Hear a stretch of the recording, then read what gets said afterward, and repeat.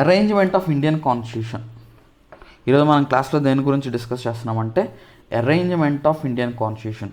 How the Indian constitution arrangement of Indian constitution, how the Indian constitution is arranged. మనం ఇక్కడ observe చేస్తే constitution of India is arranged in this format అనమాట. అంటే ముందు preamble ఉంటుంది, తర్వాత పార్ట్స్ ఆఫ్ ఇండియన్ కాన్స్టిట్యూషన్ ఉంటుంది, తర్వాత షెడ్యూల్స్ ఉంటాయి, తర్వాత అమెండ్మెంట్స్ ఉంటాయి అన్నమాట. అయితే మనం ప్రియంబల్ని కాన్స్టిట్యూషన్ మొత్తం రాసుకున్నాక ప్రియంబల్ని రాసుకున్నాము అండ్ అడాప్ట్ చేసుకున్నాము.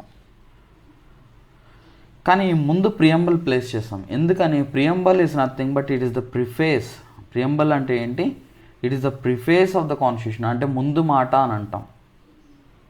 ప్రియంబల్ is the preface of the constitution. తర్వాత మనకు పార్ట్స్ ఉన్నాయి. అంటే ఫర్ ఎగ్జాంపుల్ సెక్షన్స్ అని చెప్తాం కదా. ఇప్పుడు కొన్ని చాప్టర్స్ అన్నీ కలిపి ఒక సెక్షన్ కింద, కొన్ని చాప్టర్స్ అన్నీ ఒక సెక్షన్ కింద, కొన్ని చాప్టర్స్ ఇంకో సెక్షన్ కింద, అలా అరేంజ్ చేస్తాం కదా జనరల్గా. అదేవిధంగా ఇక్కడ కూడా మనం ఏం చేస్తామంటే కొన్ని చాప్టర్స్ ఒక సైడ్ హెడ్డింగ్ కింద అరేంజ్ చేస్తాం, దాన్నే పార్ట్స్ అని అంటాం. అండ్ షెడ్యూల్స్ ఉన్నాయి.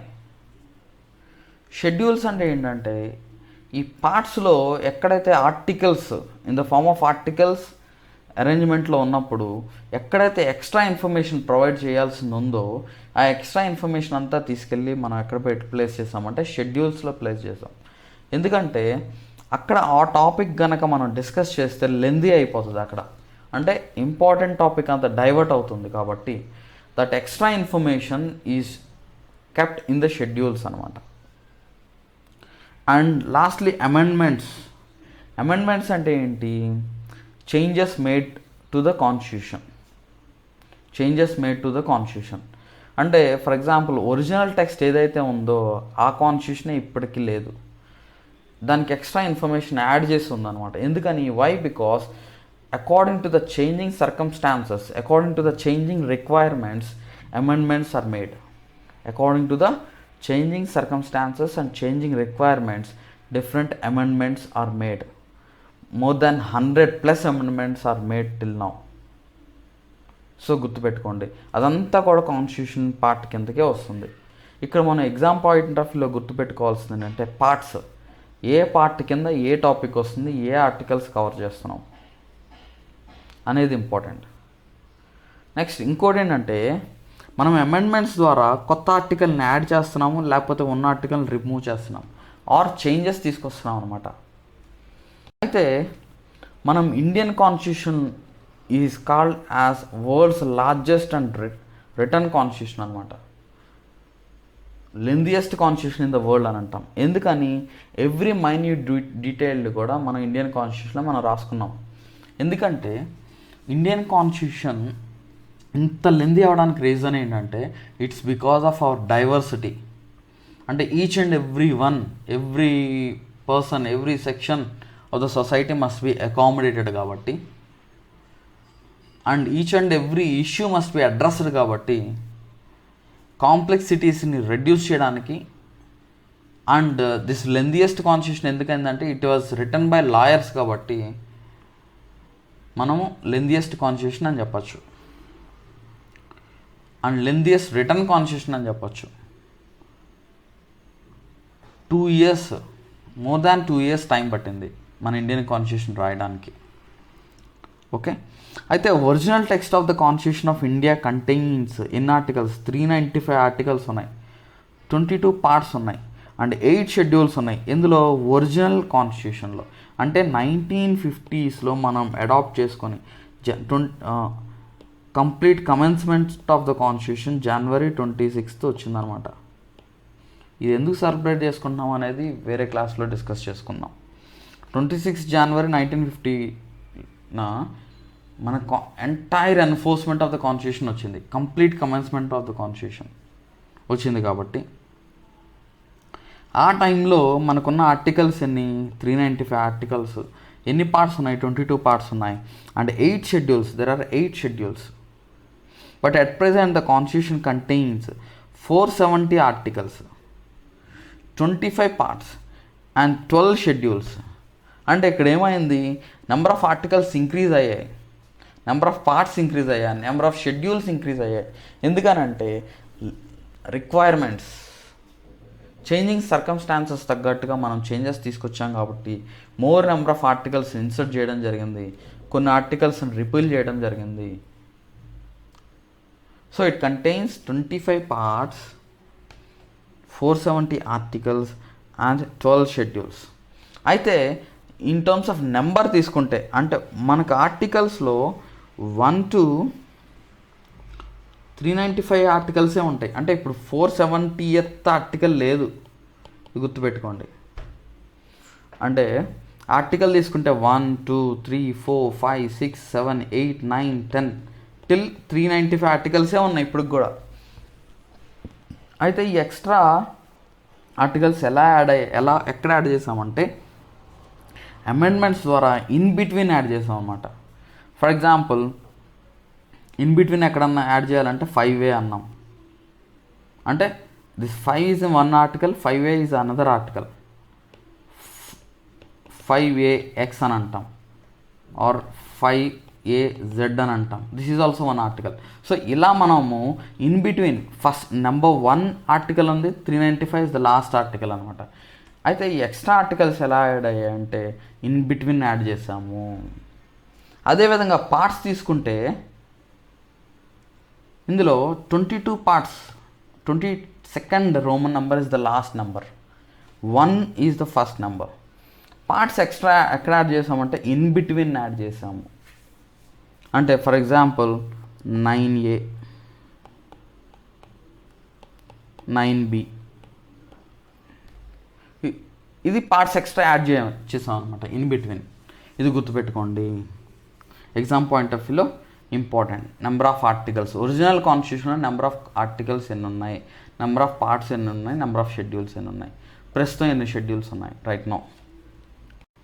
And parts and related subject and articles covered మనం అబ్జర్వ్ చేద్దాం. ఇప్పుడు ఈచ్ అండ్ ఎవరీ పార్ట్ చూద్దాం. పార్ట్ 1లో the union and its territory ఉంది. Here the articles covered under this union and its territory వచ్చి 1 to 4. Union and its territory అంటే ఏంటి, till what extent India ఉంది. అండ్ దిస్ పార్ట్ 1లో ఏంటంటే how states can be divided, how new state can B formed, how one state and another state can be merged. అది మొత్తం కూడా ఇందులో ఉంటుందన్నమాట. Article 1 to 4 deals with this union and its territory. Very important exam point of వ్యూలో డైరెక్ట్గా అడుగుతారు. Match the ఫాలోయింగ్లో parts, left side parts ఉంటాయి, రైట్ సైడ్ ఆర్టికల్స్ ఉంటాయి, మ్యాచ్ చేయాలి. So very very important. Citizenship part 2 deals with citizenship. అంటే at the time of commencement of the constitution who are eligible to be a citizen of India, those related articles ఉన్నాయి అందులో. అంటే India and Pakistan రెండు విడిపోయిన తర్వాత citizenship ఎవరికి ఇవ్వాలి అనేది ఒక పెద్ద ఇష్యూ వచ్చేసింది. సో ఎవరికి ఇవ్వాలని పెద్ద ఇష్యూ వచ్చినప్పుడు ఈ సిటిజన్షిప్ ఆర్టికల్స్ దానికి సంబంధించిన అనమాట. Who are eligible to be a new citizen, కొత్తగా సిటిజన్షిప్ రావాలి అని అంటే ఎలిజిబిలిటీ ఏంటి, those articles are dealt in this 5 to 11. And another most important వచ్చి part 3 related to fundamental rights, right to equality, right to freedom of religion, right to constitutional remedies. ఇలా fundamental రైట్స్ని మనము article 12 నుంచి 35 వరకు insert చేసాం. This part 3 deals with fundamental rights, which is very very very important. And part 4 deals with directive principles of state policy. Article 36 నుంచి 51 వరకు ఉంది. Article 36 నుంచి 51. What is this directive principles of state policy? The name itself indicates directive. They are the directives for the state to implement or to follow, to make guidelines for the establishment of welfare state. Welfare state establish చేయడానికి state ఏమేం చేయాలి, they are non justiciable in nature. Fundamental rights తీసుకుంటే they are justiciable in nature. Whereas directive principles of state policy ఏంటంటే they are non justiciable in nature. Non justiciable అంటే ఏంటి? You cannot go to the court for their enforcement. For example, right to education is made as a fundamental right. So you can go to the court for its enforcement. But ఇక్కడ మనం observe చేస్తే directive principles of state పాలసీలో for example organising village panchayats, state must frame the uniform civil code. So ఇలాంటివి ఇందులో different principles ఉన్నాయి. Gandhian principle ఉంది, liberal principles ఉన్నాయి, and socialistic principles ఉన్నాయి. వీటన్నిటి గురించి మనం directive principles of state policy చాప్టర్లో డిస్కస్ చేద్దాం. నెక్స్ట్ ద అదర్ పార్ట్ వచ్చి fundamental duties, very important. Article 51A single article deals with this fundamental duties. ఈ ఆర్టికల్ ఏంటంటే ఆర్టికల్ 4A దేని గురించి డీల్ చేస్తుందంటే ఫండమెంటల్ డ్యూటీస్ గురించి. So which constitutional amendment inserted this? ఇప్పుడు ఏబిసి ఇలా ఉన్నాయంటే ఈవెన్ పార్ట్స్ కానీ ఆర్టికల్స్ కానీ ఏబిసి ఆర్ జెడ్ అని ఇలా అంటే ఒక నెంబర్కి నీకు ఎక్స్ట్రా ఆల్ఫాబెట్ క్యాపిటల్ ఆల్ఫాబెట్స్లో ఉన్నాయి అంటే దాని అర్థం ఏంటంటే they are added later on through constitutional amendments అనమాట. అంటే ఒరిజినల్ టెక్స్ట్లో లేవు, తర్వాత యాడ్ చేశారని. They are later on added through to the original constitution through constitutional amendments. So ఎప్పుడు యాడ్ అయింది అనేది కూడా important. One was it was added, it is added in 1976 through 42nd constitutional amendment, అది గుర్తుపెట్టుకోండి. And part 5 deals with union. For example union అంటే ఏంటి? Union executive ఎవరెవరు ఉన్నారు? President is a part of Union Executive. Vice President is a part of Union Executive. Attorney General of India is a part of Union Executive. CAG, Comptroller and Auditor General is a part of Union Executive. Union Judiciary, Supreme Court comes under this union. Parliament, entire parliament comes under this union. అంటే ఈ issues అన్నీ union కింద చేర్చారనమాట. ఏ articles deal చేస్తాయి? 52 to 151 articles ఉన్నాయి. Council of ministers and prime minister comes under this. The other one వచ్చి స్టేట్స్లో ఏంటి? Governor గురించి, council of ministers of the state, cabinet ministers, council of ministers and స్టేట్లో highest law officer ఈ subjects కింద ఉన్నారనమాట. And not only that, state legislative assembly, legislative council comes under this section. Legislative council comes under this section. And high courts of the state, subordinate courts, state executive మొత్తం కూడా ఈ articles కిందకు వస్తుంది, ఈ part కిందకు వస్తుంది, గుర్తుపెట్టుకోండి.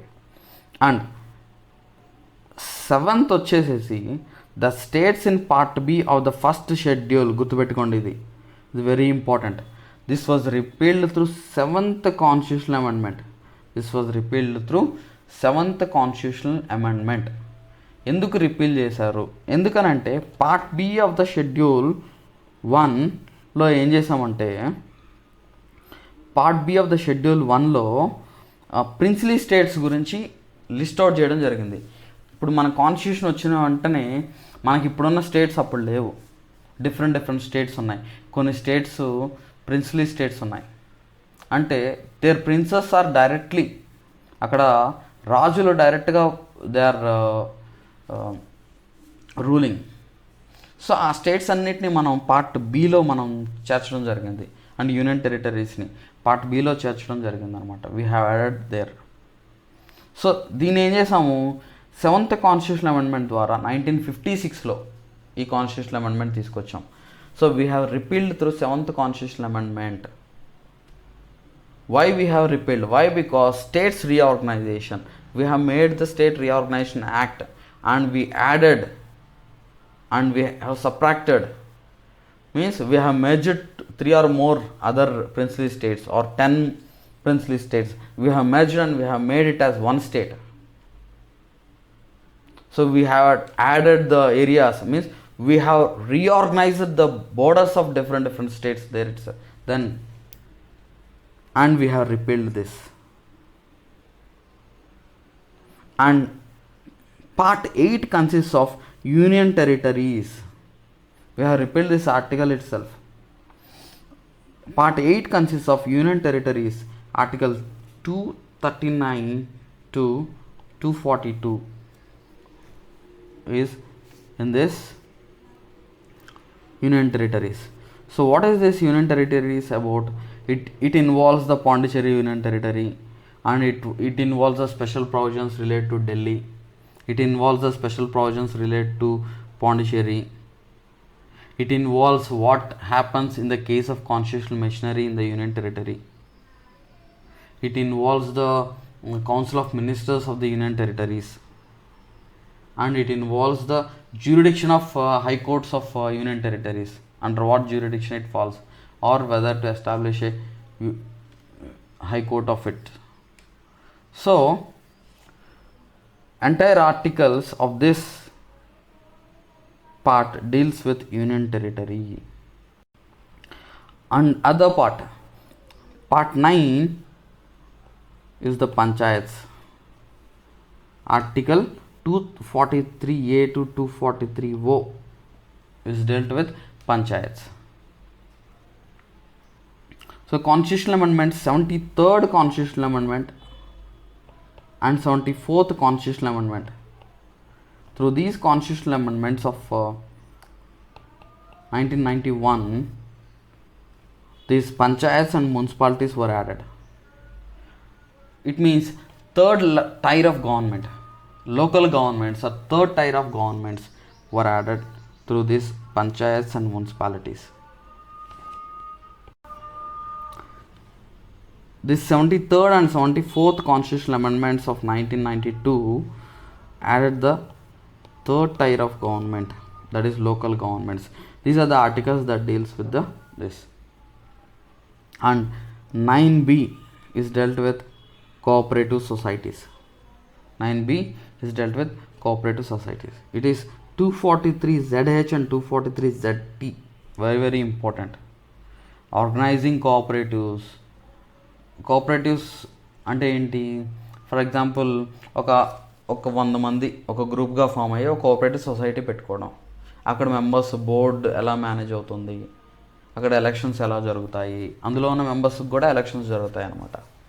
So ఈ కోఆపరేటివ్ సొసైటీస్ పెట్టుకోవడం వల్ల అడ్వాంటేజ్ ఏంటంటే, ఇప్పుడు ఫర్ ఎగ్జాంపుల్ వర్కింగ్ పాపులేషన్ ఏదైతే ఉందో విలేజెస్లో కానీ, లేకపోతే యానిమల్ హస్బెండరీ రిలేటెడ్ అవ్వచ్చు, అగ్రికల్చర్ రిలేటెడ్ కోఆపరేటివ్ సొసైటీస్ ఉన్నాయి, ట్రేడ్ రిలేటెడ్ కోఆపరేటివ్స్, ఇవన్నీ కూడా ఏంటంటే ఇండివిజువల్గా చిన్న స్మాల్ పీపుల్, చిన్న బిజినెస్ చేసే వాళ్ళందరూ కూడా ఒక చోటకు వచ్చి, సిమిలర్ బిజినెస్ చేసే వాళ్ళందరూ కూడా ఒక చోటకు వచ్చి, వాళ్ళందరికీ ఏంటంటే ఒక సొసైటీ కింద ఫామ్ అవుతారనమాట. ఆ సొసైటీ కింద ఫామ్ అయినప్పుడు వాళ్ళకి అలా సొసైటీ కింద ఫామ్ చేసుకోవాలంటే కొన్ని రూల్స్ ఉండాలి. So that is the reason ఈ కోఆపరేటివ్ సొసైటీస్ని ఎస్టాబ్లిష్ చేయడం జరిగింది. అయితే ఈ కోఆపరేటివ్ సొసైటీస్ని ఎప్పుడు యాడ్ చేశారు? Through 97th constitutional amendment act 2011లో. 97th constitutional amendment act 2011. And part 10 వచ్చి the scheduled and tribal areas. Part 10 involves the scheduled and tribal areas. Article entry 244 నుంచి 244A, ఈ 2 ఆర్టికల్స్ డీల్ చేస్తాయి అన్నమాట షెడ్యూల్ అండ్ ట్రైబల్ ఏరియాస్ గురించి. And part 11 వచ్చి relationship between the union and the states. Articles వచ్చి 245 to 263. అంటే central state relations ఏంటి, administrative relations ఎలా ఉంటాయి, లెజిస్లేటివ్ రిలేషన్స్ ఎలా ఉంటాయి, వీటన్నిటి గురించి సెంట్రల్ స్టేట్ రిలేషన్స్లో మనం డిస్కస్ చేద్దాం. అడ్మినిస్ట్రేటివ్ రిలేషన్స్ ఏంటి అండ్ లెజిస్లేటివ్ రిలేషన్స్ ఏంటి, దాని గురించి ఈ రిలేషన్షిప్ బిట్వీన్ యూనియన్ అండ్ స్టేట్స్లో ఉంటాయి.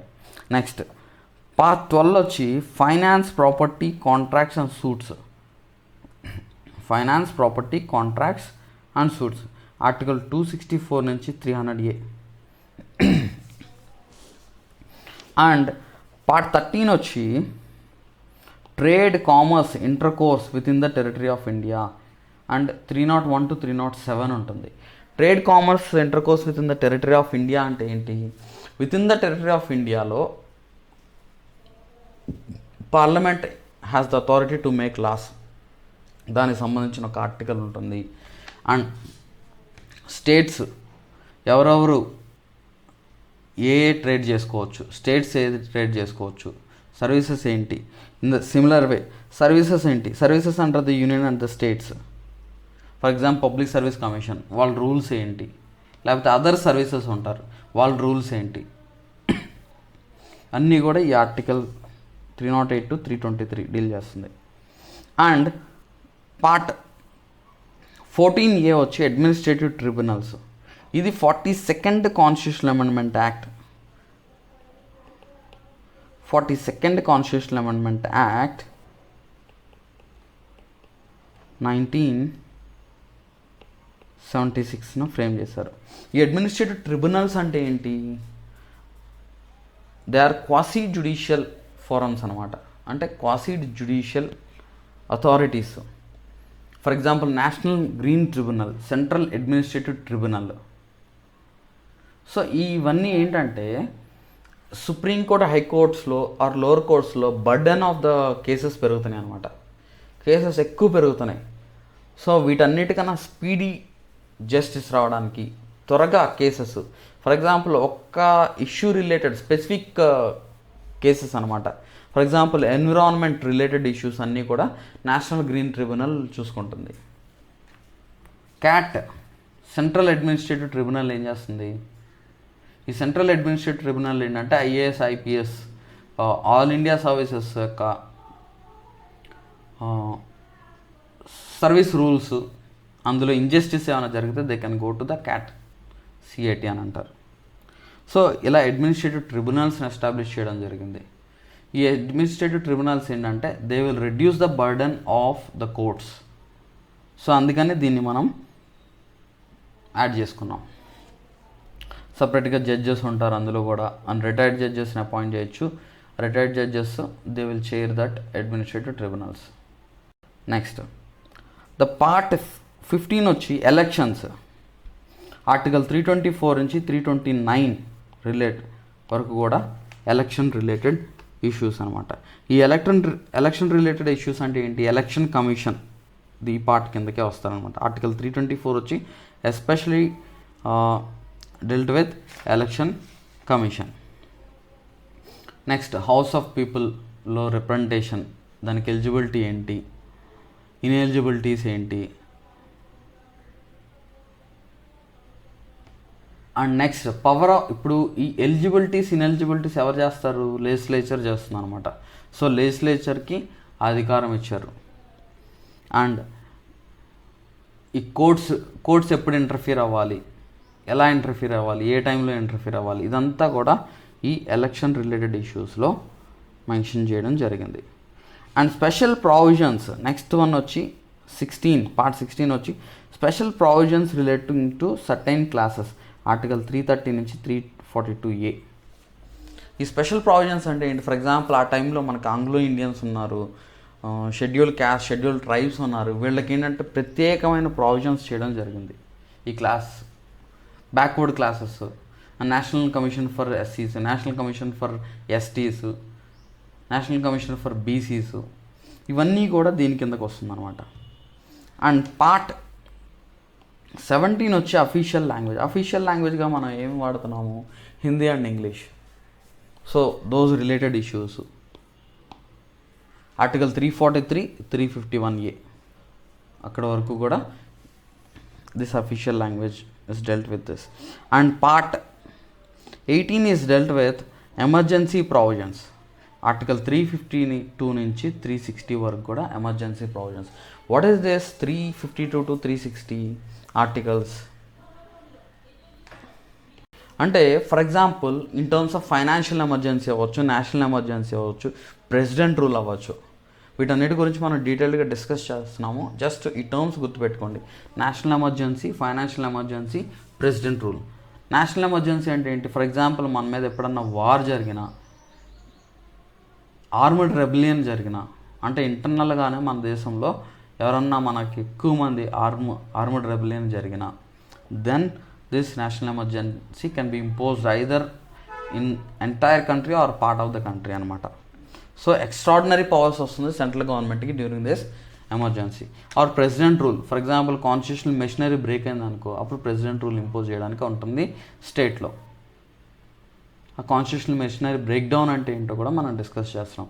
మీరంతా ఇప్పుడు బిగినర్స్ అయినా మీరు జస్ట్ వినండి అంతే. అంటే వినడం చదువుకోవడం చేయండి. మీకు వన్ బై వన్ క్లాస్ మొత్తం కూడా క్లారిటీ రావడం జరుగుతుంది. ఒక క్లాసు మనం కంప్లీట్ చేసే కొద్దీ కాన్సెప్ట్స్ మీద క్లారిటీ వస్తుంది, పర్ఫెక్షన్ పెరుగుతుంది, యాక్యురసీ పెరుగుతుంది. మీరు కూడా ఇంకొకరు చెప్పగలిగే స్థాయికి మీరు వెళ్ళిపోతారు. అండ్ మిస్లేనియస్ అంటే ఏంటి? పార్ట్ 19 మిస్లేనియస్ అనమాట. అంటే ఈ సెక్షన్స్లో దేంట్లో కూడా యాడ్ అవ్వనవి ఈ మిస్లేనియస్లో యాడ్ చేశారు. So which is very very less importance అనమాట. ఆర్టికల్ 361 నుంచి 367 వరకు కూడా ఈ మిస్లేనియస్ టాపిక్స్ దాని కిందకు వస్తాయి. అండ్ పార్ట్ 20 వచ్చి amendment of the constitution. Very very very important, very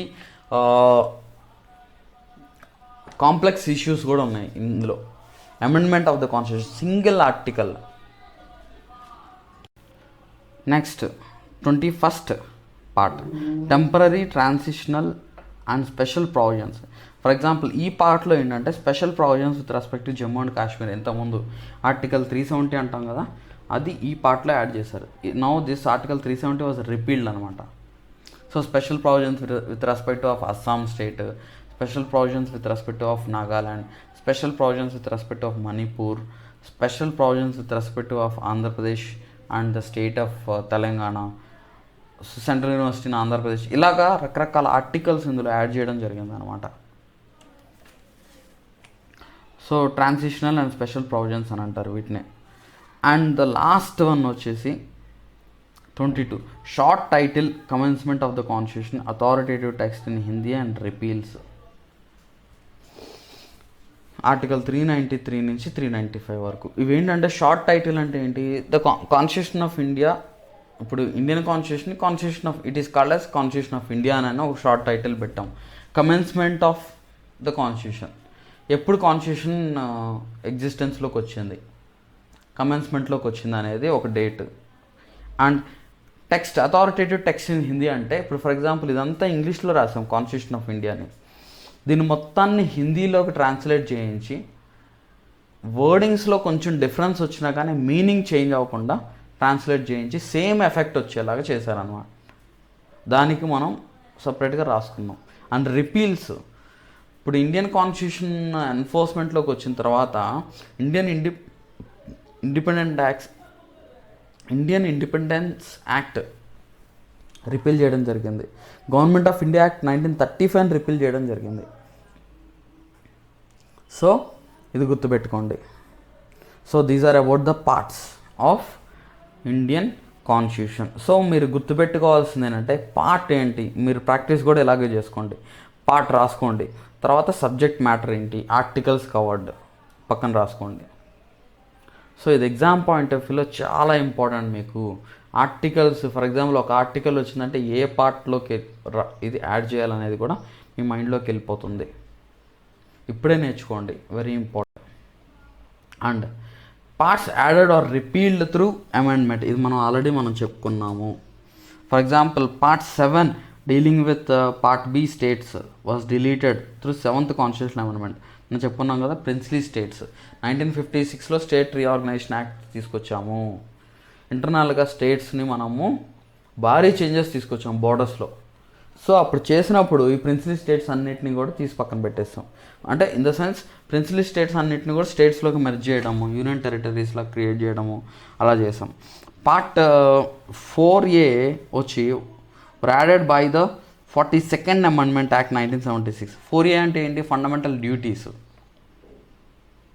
and part 14A కూడా were added by 42nd constitutional amendment act 1976, అంటే ట్రిబ్యునల్స్ని మనం యాడ్ చేసాం. అండ్ 9A వచ్చి was added by the 74th constitutional amendment act 1992. And part 9Bని కూడా మనం we added through 97th constitutional amendment act 2011. So these are very important, utilize చేసుకోండి. ఈ క్లాస్ మొత్తాన్ని, కోర్స్ మొత్తాన్ని యూటిలైజ్ చేసుకోండి. ఈచ్ అండ్ ఎవ్రీ డీటెయిల్ని మీతో డిస్కస్ చేయడం జరుగుతుంది. కంప్లీట్ డీటెయిల్ ఇవ్వడం వల్ల మీరు పాలిటీలో ఫుల్ కాన్ఫిడెన్స్తో ఆన్సర్ చేయడానికి అవకాశం ఉంటుంది. మీరే ఇంకొకరికి చెప్పేలాగా మీరు రెడీ అవుతారు. All the best and share with your friends. మీ ఫ్రెండ్స్తో కూడా షేర్ చేసుకోండి ఈ కోర్స్ గురించి. అండ్ ఖచ్చితంగా మేము అది మాకు ఒక ఎంకరేజ్మెంట్గా ఉంటుంది. ఈ కోర్స్ మీరు మీ ఫ్రెండ్స్తో షేర్ చేసుకుంటే లోయెస్ట్ ప్రైజెస్లో దీన్ని మేము ఇవ్వాలనుకుంటున్నాం. Thank you. All the best.